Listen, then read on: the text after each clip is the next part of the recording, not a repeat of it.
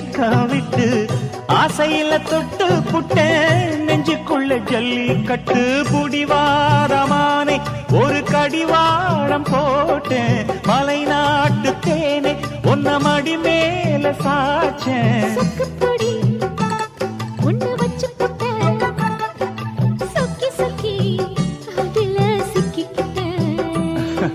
கிச்சிலி சம்பா குத்தி எடுத்தே மொச்ச குழம்பும் வச்சு எடுத்தே ஆமாடி அதுக்காகத்தான்